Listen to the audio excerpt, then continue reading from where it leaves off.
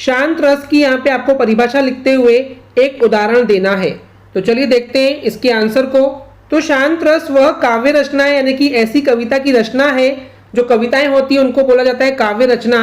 तो शांत रस वह काव्य रचना है जिसमें जो श्रोता होता है, जो सुनने वाला इंसान होता है, उसके मन में निर्वेद, निर्वेद यानी कि भगवान से जुड़ जाना, तो निर्वेद के जो भाव है, जो फीलिंग है वो उत्पन्न हो, वहां पे शांत रस की उत्पत्ति होती है, यानी कि वहां पे शांत रस पैदा होता है।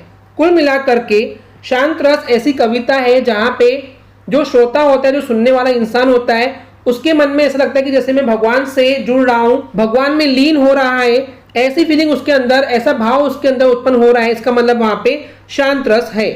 तो यहाँ पे आगे वही बताया गया है, जब कोई मनुष्य या इंसान मोह माया, मोह यानी कि जो रिश्तेदार होते हैं उनसे मोह जो जुड़ा हुआ होता है, और माया यानी कि जो पैसे होते हैं, इनको त्याग करके जो संसार के जो सांसारिक कार्य होते हैं उनसे मुक्त हो जाता है, छूट जाता है और वैराग्य धारण कर लेता है।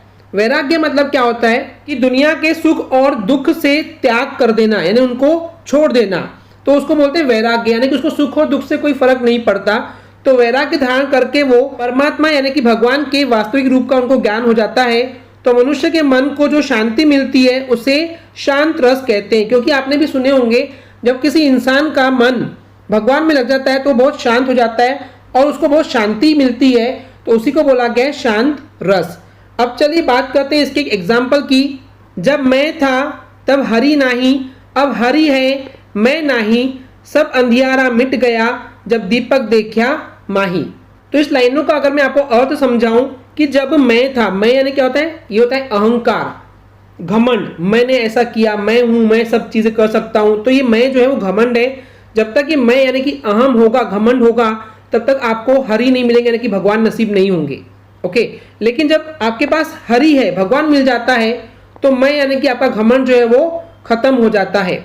ठीक वैसे ही जैसे कि जो सब अंधेरा था, जो यहाँ पे पूरा अंधकार था, वो मिट गया। जैसे ही दीपक यानी कि जो रोशनी देता है वो दीपक, उसके जलते ही पूरा अंधेरा जो है मिट जाता है। क्योंकि जैसे ही दिया जो होता है, जो दीपक होता है, उसके रहते अंधेरा नहीं हो सकता, ऐसे ही हरि के होते हुए, भगवान के होते हुए मैं यानी कि घमंड अहंकार नहीं हो सकता है। ओके स्टूडेंट्स, क्लियर है? आई होप आपको ये क्लियर हो गया होगा। अगर आपको हमारी वीडियो से कुछ भी सीखने मिला या नॉलेज मिला तो प्लीज हमारे चैनल को सब्सक्राइब कीजिए एंड वीडियो को लाइक जरूर करें। आज के लिए इतना ही, थैंक यू।